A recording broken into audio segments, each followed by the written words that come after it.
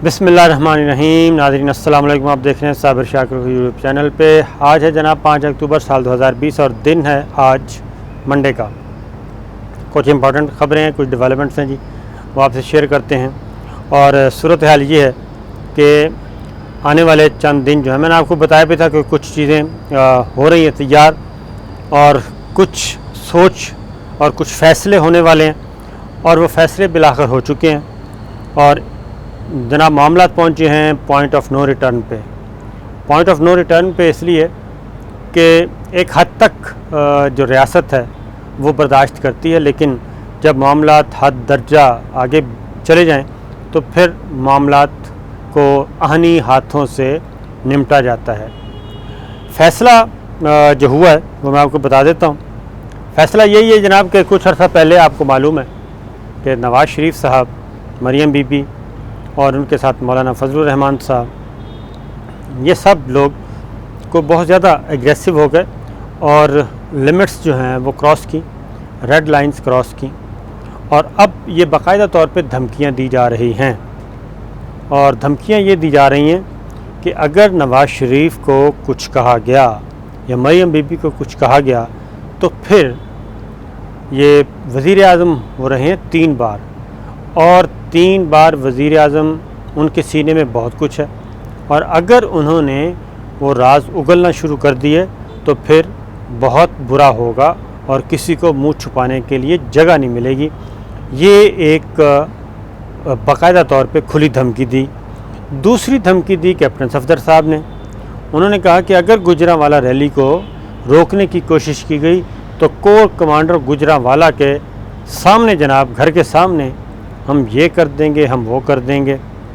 फिर तीसरी धमकी आई, और वो भी आई कोर कमांडर, और वो थे कोर कमांडर पेशावर, और वो थे मौलाना फजलुर रहमान साहब के भाई मौलाना अताउर रहमान साहब। उन्होंने क्या कहा? उन्होंने कहा कि जनाब अगर हमें कुछ कहा गया और नैब ने ये सब कुछ बंद ना किया और मौलाना फजलुर रहमान साहब को या हमारे किसी बंदे को नैब ने बुलाया तो फिर हम कोर कमांडर पेशावर के सामने जाके धरना देंगे और उनके सामने एहतजाज करेंगे, और फिर बहुत मुश्किल हालात हो जाएंगे। मैं अल्फाज इस्तेमाल नहीं करना चाह रहा, दानिस्ता। और फिर कुछ अर्सा पहले इसी तरीके से JUI के ही एक MPA ने खैबर पख्तूनख्वा असम्बली में ये बात कह दी थी। फिर मौलाना फजलुर रहमान साहब का शॉट आता है कि जनाब हम वो करेंगे पाक फ़ौज के साथ जो अमरीकी फ़ौज के साथ अफ़गानिस्तान में हुआ। अब ये सारी, और नवाज़ शरीफ साहब की गुफ्तगू भी आप सुन चुके हैं। अब ये सारी गुफ्तगू, और फिर ये कि क्या वाकई ये बैरूनी एजेंडा है या नहीं है, क्या इंडियंस के साथ अटैचमेंट है कोई, क्या दूसरे मुल्कों के साथ जो पाकिस्तान के खैर खा नहीं है, ये उन्हीं के कहने पे सब कुछ हो रहा है या महज ऐसे ही हो रहा है। तो सूरत हाल ये है जनाब कि काफ़ी गौर खौस किया गया हमारे मुक़्तदर इदारों ने और गवर्नमेंट ऑफ पाकिस्तान ने। बहुत गौर खौस के बाद अब जो होने जा रहा है वो काफ़ी भयानक भी होगा, खौफनाक भी होगा। और मेरा ख़्याल है कि जो मेरे पास इत्तलात हैं, किसी किस्म की कोई रियायत नहीं होने वाली अब।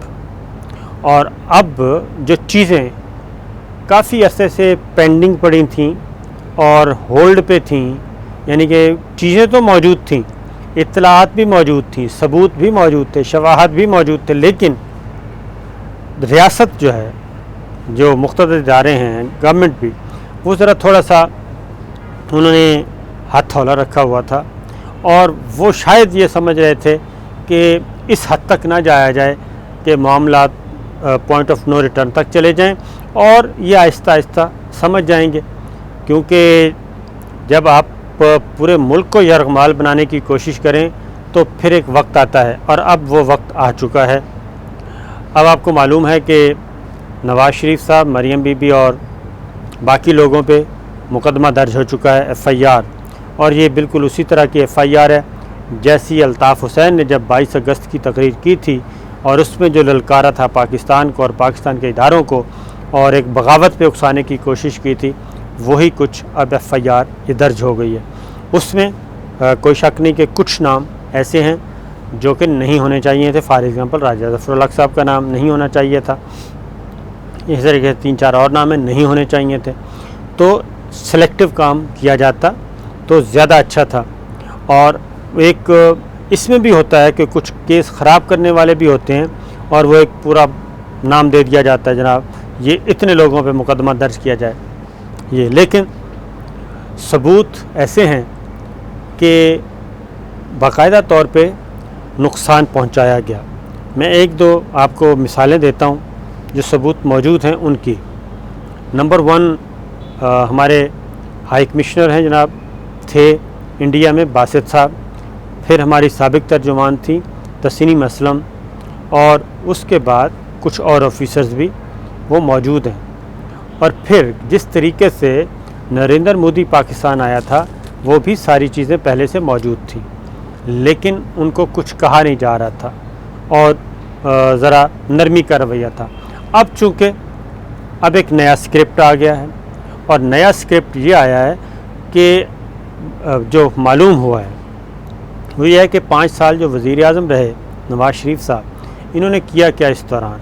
इन्होंने इस दौरान ये किया है जनाब कि ये चीज़ें पहले भी मैं आपको बता चुका हूँ, लेकिन ये जो बता रहा हूँ ये पहली दफ़ा आपसे शेयर कर रहा हूँ। सूरत हाल ये है कि प्राइम मिनिस्टर जो हैं PM हाउस और PM ऑफ़िस, वज़ीर आज़म हाउस और वज़ीर आज़म ऑफ़िस, इसी तरीके से आर्मी हाउस, यहाँ पे जो मीटिंग्स होती हैं वो बड़ी इम्पॉर्टेंट होती हैं और सेंसिटिव होती हैं। तो वज़ीर आज़म हाउस में जितनी भी मीटिंग्स होती थी और ख़ास तौर पे नेशनल सिक्योरिटी की और अदरवाइज़ जो पॉलिटिकल, तो एक पैरेलल इन्होंने सिस्टम बनाया हुआ था।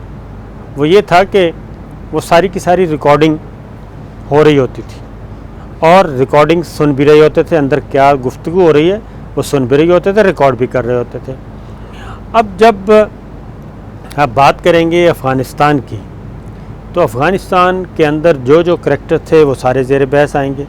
आप बात करेंगे इंडिया की, आपने अमेरिका से कैसे डील करना है, चाइना के साथ दिल्ली कैसे डील करना है, सऊदी अरब से कैसे डील करना है, UAE के साथ कैसे डील करना है, ईरान के साथ कैसे डील करना है।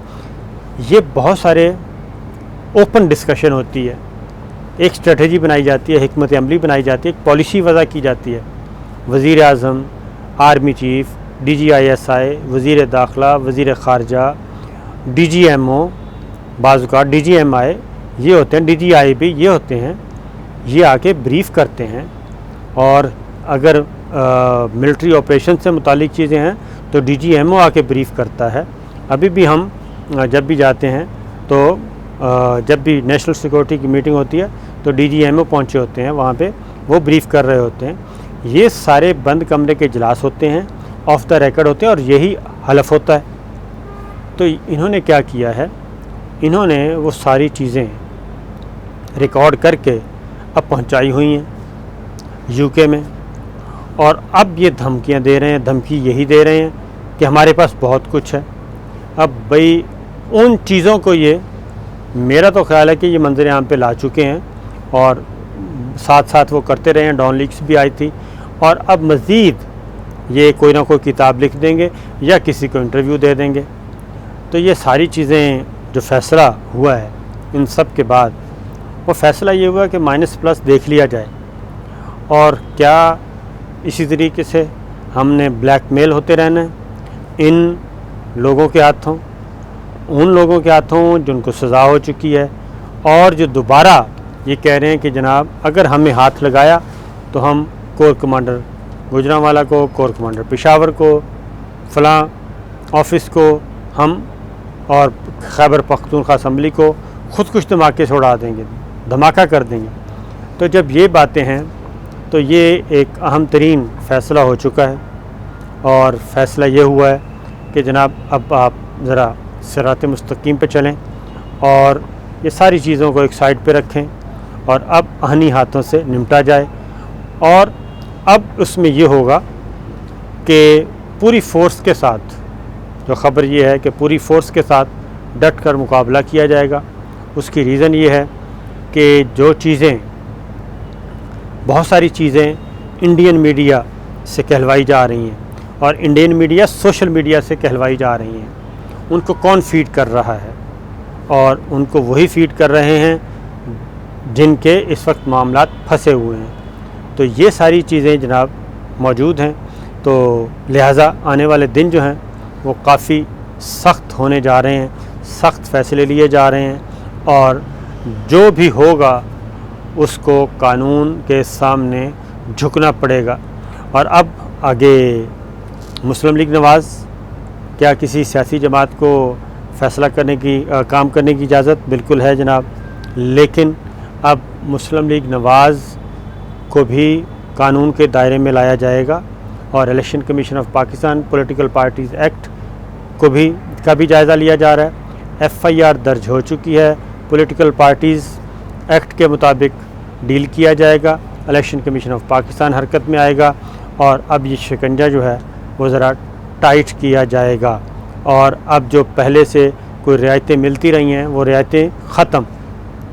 पीछे क्या है, मुस्लिम लीग नवाज़ की फ़िलॉसफी ये है कि जनाब हम इस प्रेशर को मज़ीद बढ़ाएंगे और बढ़ा के उस हद तक ले जाएंगे कि हमें जैसे नवाज़ शरीफ साहब बाहर चले गए उसी तरह हम भी बाहर चले जाएंगे।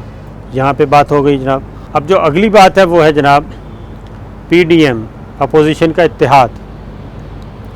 पीपल्स पार्टी ने वाज़े तौर पे धमकी दे दी। इन्होंने एक जलसा अनाउंस किया जनाब कोयटा में, पहले 1 तारीख़ अनाउंस की, फिर दूसरी तारीख़ अनाउंस की, पहले 11 अक्टूबर फिर 18 अक्टूबर कोयटा में। तो पाकिस्तान पीपल्स पार्टी ने उसमें शिरकत से इनकार किया और उन्होंने कहा जी पहले चीज़ें तय करें, पहले ओहदेदार फ़ाइनल करें और फिर ये कि 18 अक्टूबर को तो हम कराची में सानह कारसाज के सिलसिले में मनाते हैं। क्योंकि अब हो क्या रहा है, ये गेम सिर्फ़ 2 पार्टियों में रहनी है, मौलाना फजल रहमान साहब और नवाज़ शरीफ साहब, इन 2 के दरमियान। मुस्लिम लीग नवाज़ ने जलसा रखा गुजरांवाला में, वो अपने आप को एक्टिव कर रहे हैं, और कोयटा में जलसा रखा मौलाना फजल रहमान साहब ने और रचक रई साहब ने, और उनके साथ होंगे नवाज़ शरीफ साहब यानी कि PMLN। तो पीपल्स पार्टी किस चक्कर में, पीपल्स पार्टी को ज़ाहिर है जी पीपल्स पार्टी ने अपना कुछ सोचना था, वो उसी जगह पे खड़े हैं जहाँ पे मैंने आपको बताया था, वो एक हद से आगे नहीं जा रहे, लिहाजा उन्होंने इनकार किया।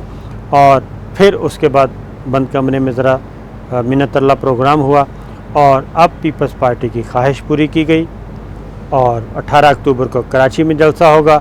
लेकिन ये मैं आपको अगेन दोबारा बता दूं कि जरदारी साहब जो हैं जनाब, वो मुस्लिम लीग नवाज़ का खेल खेलने के लिए तैयार नहीं है और उन्होंने बिलावल से भी यही कहा है, अपनी पार्टी से भी कहा है कि एक हद से आगे हमने नहीं जाना, आप सिर्फ इनको देखें और चेक करें। तो ये जो PDM है, अगर इसमें पीपल्स पार्टी निकाल दें तो पीछे क्या रह जाएगा, ये आपको बहुत अच्छी तरह पता है।